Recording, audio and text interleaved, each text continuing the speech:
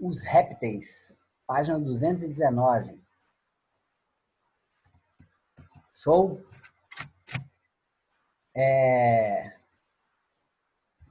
Falei com vocês aí, guria mesmo, sobre os répteis, né? Na 219 aí, tem uma fotinha da lagartixa. É uma lagartixinha aí. E o cara pergunta aí, as salamandras, né, que apresenta 4 membros que a gente viu aí sobre as salamandras, você acha que esse animal aí, ele pode ser do mesmo grupo da salamandra? Ele poderia ser do mesmo grupo? Né? Olhando aí essa lagartixa e a salamandra, eles se parecem? Poderiam ser do mesmo grupo? Eu acho que sim. Quem aí gosta de lagartixa? Eu tenho medo. Ai, não gosto, não. Sério? Eu tava na cabana. Ai, gente, foi horrível esse dia. Eu tava numa cabaninha brincando com a minha irmã. Aí veio um cobertor que eu peguei pra, sei lá, pra me cobrir. Alguma coisa que eu ia fazer. E tinha uma lagartixa morta. Aí, desse dia, nunca mais eu quis olhar na cara de uma lagartixa. Fiquei Nunca com mais medo, quis olhar nojo, sei lá. lagartixa. Esse nunca mais quis olhar na cara de uma lagartixa foi a melhor parte, né? Ali tem, ó. Ah, Só que não... foi top. E quando ela fica conversando com a gente, dizendo que sim, né? Tudo ela fala que sim. Nada ela diz que não, né? Mas se a gente for olhar, né, a salamandra, tal, assim, de forma geral, você olhando uma salamandra no ambiente... Minha mãe, você também desce pra tudo. Hã? Você não disse que a lagarta sempre fica balançando a cabeça? Queria que a minha mãe fosse assim. Ela sempre está dizendo sim, né? Queria que a minha mãe fosse assim. Bom seria se as mães fossem igual a lagartixa, né? Só dissesse sim. Mas se você olhar uma salamandra no ambiente assim de forma rápida, você vai falar que é um réptil, né? Olhando rápido assim, você fala que é um réptil, porque ela tem cauda, né? Ela tem as 4 patas assim laterais, né? Você olha a primeira olhada assim, você fala que é um réptil, né? Dificilmente você vai olhar uma lagartixa, né, e vai falar que é um anfíbio. Né? Não tem muito a ver. A ideia que a gente faz de um anfíbio não é essa aparência aí de uma lagartixa. Mas se você olhar uma lagartixa assim, né, e uma salamandra, você vai falar que é do mesmo grupo. Né? Fácil, assim, né, seria, né, visualmente, mas tem toda a diferença, né? A pele úmida, né, e tal, é totalmente diferente. O autor ele começa aí falando, né, que os répteis eles são o primeiro grupo de vertebrado a passar o ciclo de vida totalmente terrestre, a se tornar um indivíduo totalmente terrestre durante todo o seu ciclo de vida, né, ele nascer na Terra, ele viver na Terra sem dependência aquática. São os primeiros, né, de grupo terrestre. Né? O que poderia ter tornado esse grupo totalmente terrestre? O que poderia ter feito eles se desprenderem totalmente da água? Né? Qual seria essa característica mais importante? Vocês fazem uma ideia? Os dedos? As patas? As patas, os dedos? A cauda. A cauda? O que fazia com que os anfíbios eles ainda dependessem da água? Qual era a dependência dos anfíbios para a água? Que esses caras aí não vão ter. Para reprodução? Reprodução? Mais alguma coisa? Para quando eles sentirem calor. Quando sentir Ou é calor? um ambiente. Hã? Ou Para ficar molhadinho. molhadinho, né? Um ambiente úmido. Ficar molhadinho. Porque o habitat dele tem que ser úmido. Dos répteis, tem que ser úmido. Dos répteis não vai precisar mais ser úmido. Eles não vão precisar mais estar com a pele úmida, molhada. No caso dos anfíbios, eles precisavam, né? Olha, ó, né, a Carol falou aí, uma das grandes diferenças, né, o diferencial, o processo evolutivo dos répteis fez com que eles botassem ovos com casca, que fizessem com que eles não dependessem mais da água. Esse é um ponto chave. Uma outra coisa é a respiração. Eles não fazem respiração cutânea, né? Eles não têm a pele úmida mais, né? Não tem a necessidade de ficar com a pele úmida, molhada, de estar em ambiente fresco, sombreado. Os répteis não vão ter essa dependência mais. Então, eles desprenderam da água, porque eles não fazem mais respiração cutânea, nem branquial. A respiração deles é totalmente pulmonar.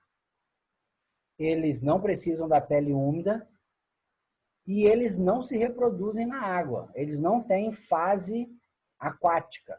Eles são totalmente terrestres, né? Eles colocam ovos na terra, eles nascem na terra e eles vivem na terra.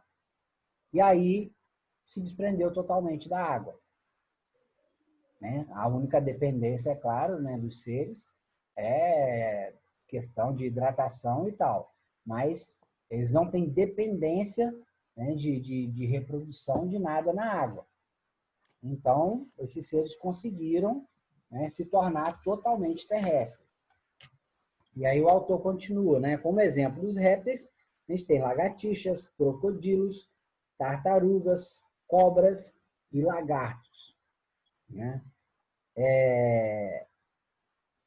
Os répteis, assim como os peixes e os anfíbios, são animais ectotérmicos. É comum observarmos esses vertebrados expostos à luz, pois esse comportamento auxilia-os a aquecer o corpo, né? Aí você fala assim, é comum essa pergunta, tá? Mas e as tartarugas? Tá falando aí que as tartarugas são um exemplo de répteis. Mas as tartarugas não vivem na água?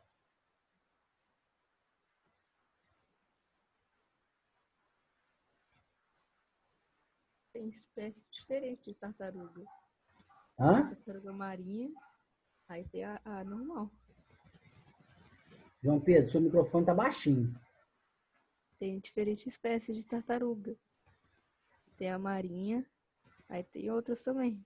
Que a tartaruga não precisa necessariamente estar na água para ficar viva. Não precisa estar na água. É a minha teoria. Né? Não precisa estar na água para poder estar viva. Vê que a tartaruga fora d'água, ela vive. Ela se reproduz aonde?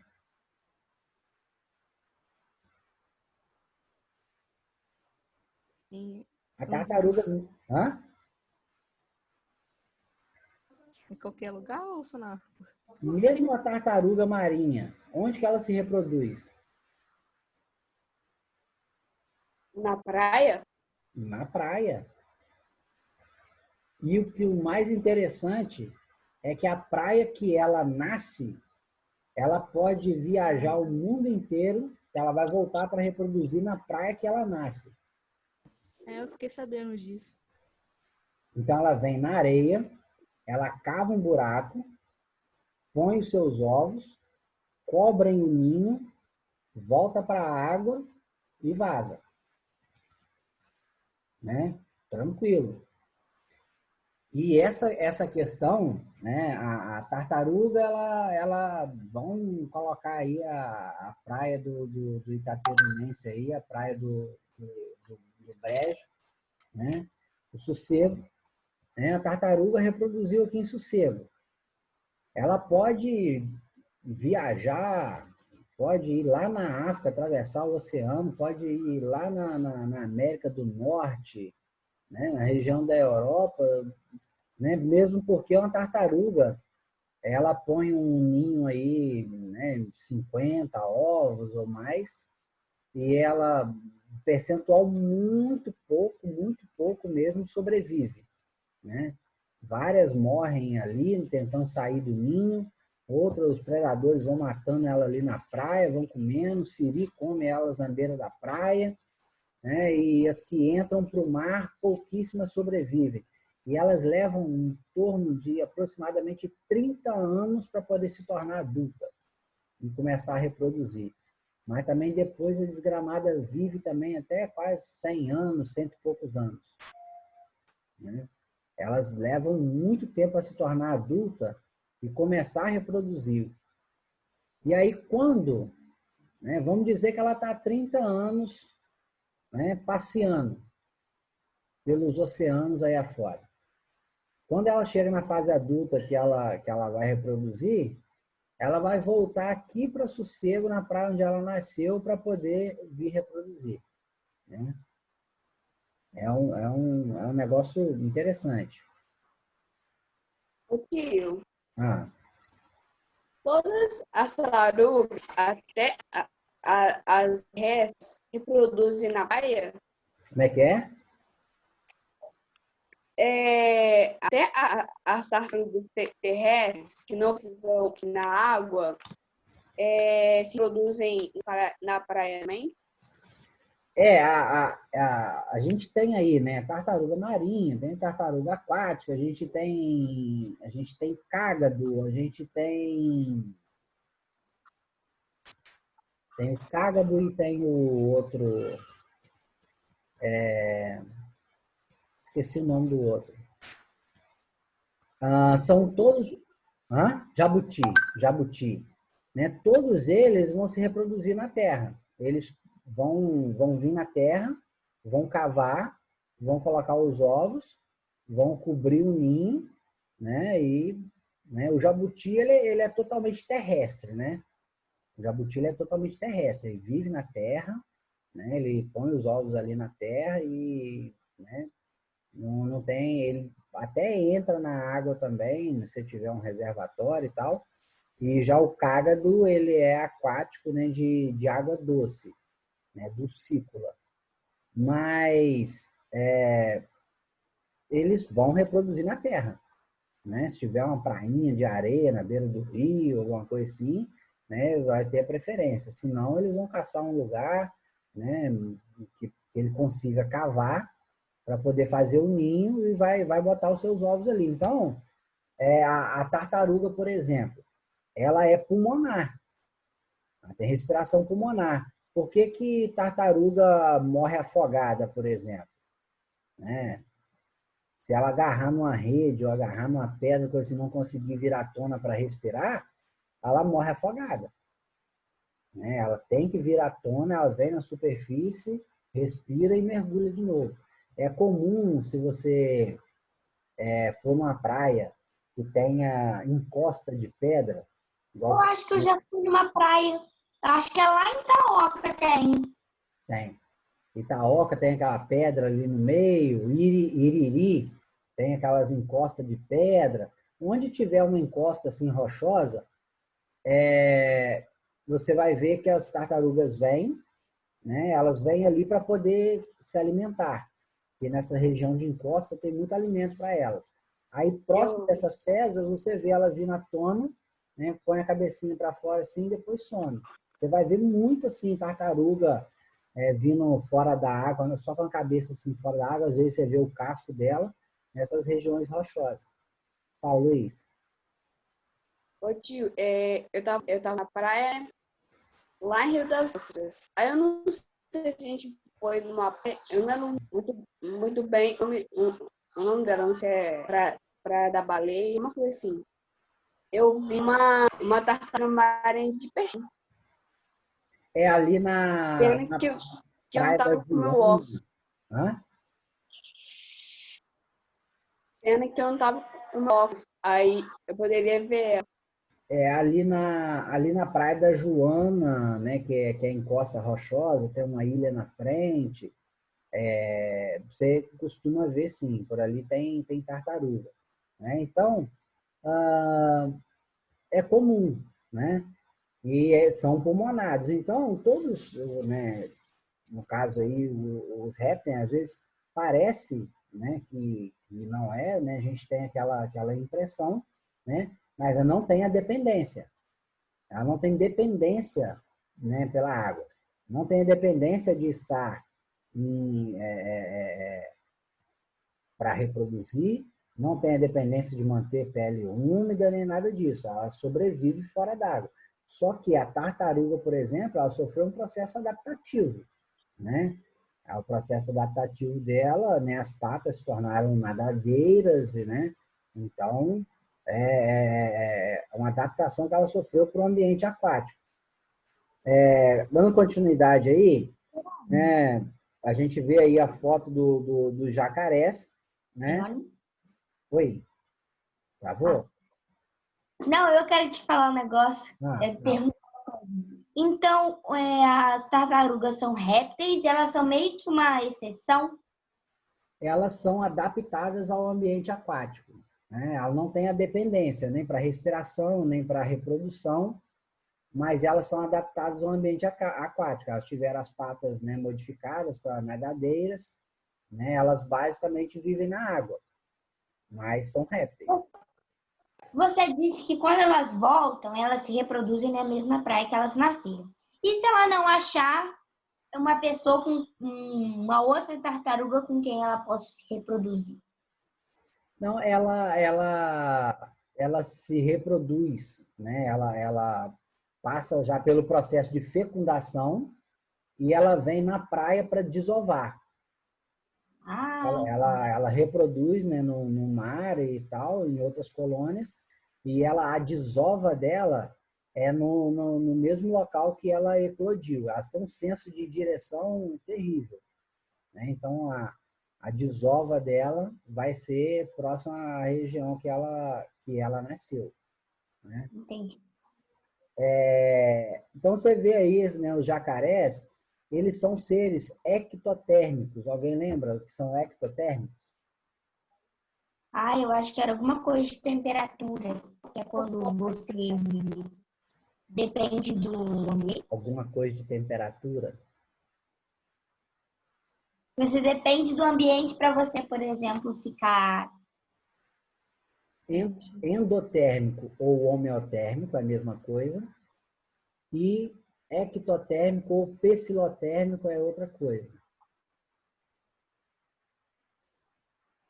Endotérmico ou homeotérmico somos nós, que produzimos calor interno, né? E a gente produz o próprio calor corporal e mantém uma média de temperatura de 36,5, 37 graus. Os animais ectotérmicos ou pecilotérmicos, a temperatura corporal vai variar de acordo com o ambiente. Então, por que os jacarés, igual estão na foto aí no livro, por que eles vêm para o sol? Por que eles ficam expostos ao sol? Para poder aquecer o corpo, gerar calor, né, externo para eles. Porque o corpo deles todinho vai variar de acordo com a temperatura do ambiente. Né? O ser humano? Hã? O ser humano que é endotérmico? Ou existem outros animais? Não, tem, né, os mamíferos e tal são endotérmicos, homeotérmicos. Né? O corpo não varia. No nosso caso, por exemplo, se Itaperuna, que é um pedacinho do inferno aqui na Terra, quando Itaperuna dá lá seus 47 graus, no deserto, né, que o pessoal lá que vive no deserto que dá 50 e poucos graus, se o nosso corpo variasse de acordo com o meio, a gente ia se aquecer também.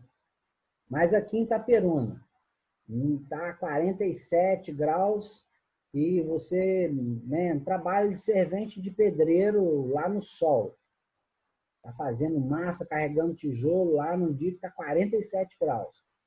Se você for lá e medir a temperatura, colocar um termômetro, né, temperatura corporal, possivelmente o seu corpo vai estar mais aquecido um pouco, mesmo porque você está fazendo atividade física, né? Então, você está fazendo massa, carregando tijolo e tal, o corpo vai aquecer. Ele vai estar um pouquinho mais quente.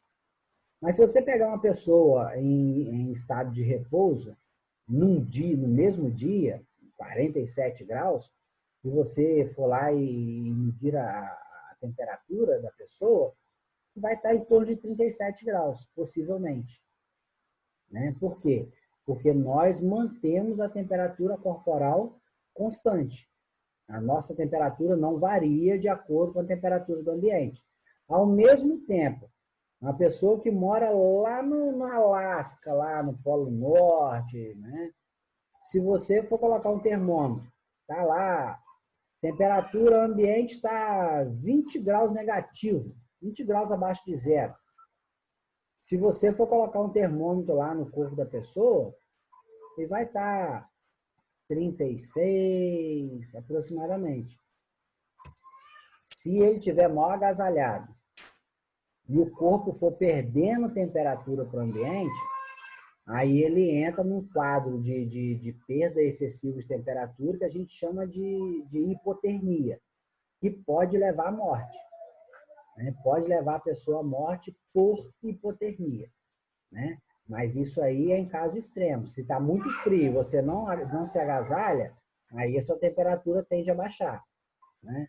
Se você está, né, igual alguns desertos aí, que chega a medir 60, 60 e poucos graus de temperatura. Se você não procurar uma sombra, um negócio assim, vai aquecer demais também. Né? Então, tem que ter os cuidados, é claro. Né?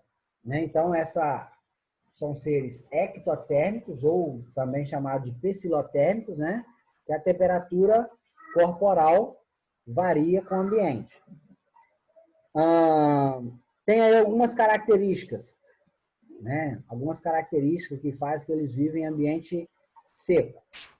Comparados com os anfíbios, os répteis são mais resistentes à perda de água, ou seja, eles não perdem muita água para o ambiente, né? Eles não desidratam. A sua pele ela é mais espessa, é uma pele mais grossa, né? E não precisa de respiração, que é realizada por meio de pulmões, né? A pele não faz a respiração cutânea e é uma pele mais grossa, mais espessa. Possuem garras nos dedos, que também auxiliam na locomoção, né? Essas garras nos dedos, né, também auxiliam a sobrevivência deles em ambiente terrestre, né? Se fixar no solo. Possuem a pele seca, que é revestida por placas, né, ou escamas. É outra característica, né, que permite aí essa questão deles viver em ambiente terrestre, né? Essa pele seca, grossa, né, com uma certa casca ou escama, igual por exemplo, né, o caso do jacaré, que tem uma pele, né, bastante grossa, escamosa. Possuem ovos recobertos por uma casca resistentes à perda de água para o ambiente. Né? Os ovos, normalmente recobertos aí de cálcio, né, uma impregnação forte de cálcio, são ovos impermeáveis, não perde água para o ambiente e acaba não desidratando, né? Então, essa resistência é interessante. O que seriam esses ovos? Hã? São dos filhotes? Esses mesmo, ovos são dos filhotes? Aí é ovo tipo ovo de galinha. Aí do ovo sai o filhote. Né? São ovos com casca resistente e impermeável. Eles não perdem água para o ambiente, não desidrata. Né? E aí permite com que eles eclodam filhotes no ambiente terrestre. Né? O interessante também é, né, o ovo da tartaruga, por exemplo. A tartaruga ela vem, cava um buraco profundo e, né, aí ela se vira ao contrário, né, se coloca na posição de postura e começa botando ovos ali Só que ela coloca 50, 60 ovos dentro daquele buraco ali. Agora imagina uma altura de 50, 70 centímetros, um ovo caindo em cima do outro.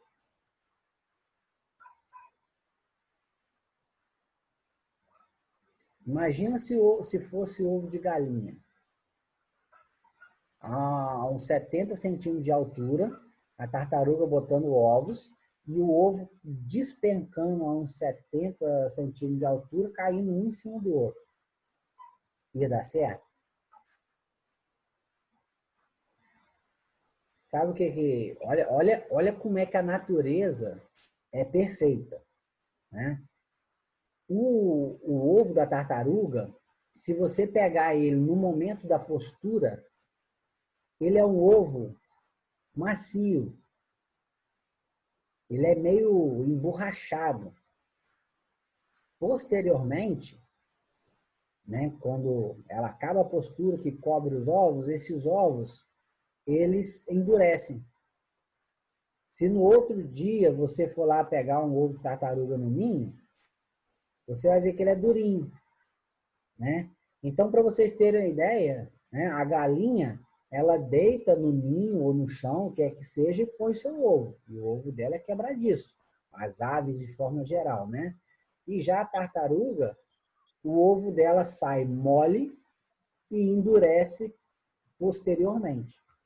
Né? Para vocês verem como é que a natureza ela é perfeita, né? Ela não permite, né, que certos danos, certos erros, né, igual poderia acontecer se fosse, né, um ovo caindo em cima do outro a 70 centímetros de altura e ia quebrar tudo, né?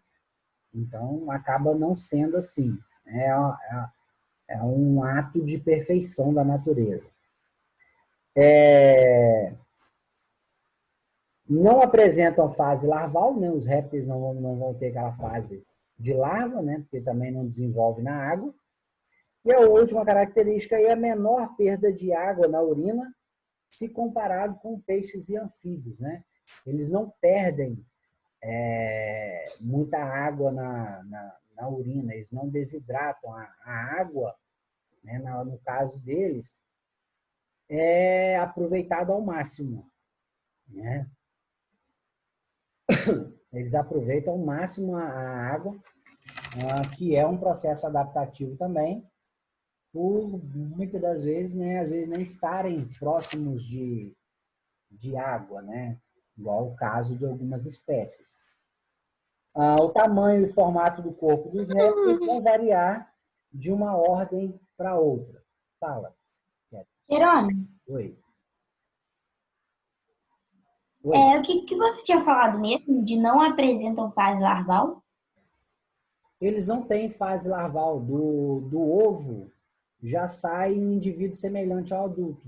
Né? Não passa por um estágio tipo de larva em que o filhote, ao nascer, seja diferente do adulto. Né? Do ovo já nasce um indivíduo semelhante ao adulto e não tem estágio de larva. Né? E o formato, né, vai variar.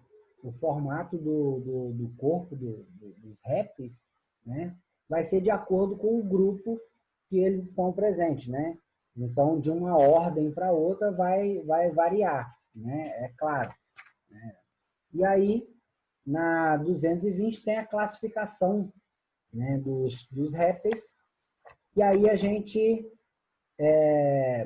né, semana que vem já deu aí em torno de 1 hora. E aí a gente vai ver essas ordens uma a uma. Fala, Carol.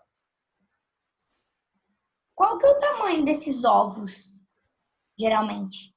Os ovos ele vai depender, né, de uma espécie para outra, mas o de tartaruga, por exemplo, é um pouco menor do que o de galinha, né, um ovo mais redondinho, né, um pouco menor do que esses ovos de galinha comum aí. Tem até algumas galinhas menores, igual o garnizé, colocam um ovinho menor, mais ou menos do tamanho do ovo de réptil. Entendeu? Mais ou menos por aí. Então o negócio é isso tão grande. Hã? Eu pensei que era bem grande. Não, não, é ovinho pequeno. Uma tartaruga, por exemplo, colocando 50 ovos, já pensou se fosse ovos grandes? Né? Nem imagina. Ó, um crocodilo, um jacaré Hoje, poderia colocar ovos maiores, né? Porque, né, são animais maiores. Fala, Jenny? tem dever hoje pra fazer? O dever vai ser sobre o anfíbio, né, da página 217 e 218. Aí a gente corrige semana que vem. 217 e 218. É pequenininho. É pouquinho dever. E o dever da aula passada? É sobre anfíbios. Não, da aula passada, página 207 e 208. Hã? O dever da página 207 e 208. 217 É e verdade. 218 eu já tinha passado para vocês? Não. Não. Você passou pra gente é 207 e 208. Aí falta corrigir. Não foi Ah, é. corrigido? Não. 207 e 208? É, essa eu não corrigiu. Ah, tá. Eu vou registrar aqui, aí semana que vem a gente corrige todos então. 207 e 8, que ficou sem corrigir, e a 217 e 218. Ok? Carol, que cara é essa? Aí vocês façam a 217 e 218, ok? Ok. Uma hora, a gente vai ficando por aqui. A Carol já almoçou, vai almoçar de novo. Quem não almoçou, vai almoçar, né? Nossa, é por isso que Ah, já almocei. Aí, alguns já almoçaram. Quem não almoçou, vai almoçar. E eu vou almoçar, ok? Ok. Tchau, Jerônimo. Até. Um abração. Tchau, Jerônimo. Tchau. Até a próxima. Tchau. Tchau. Até.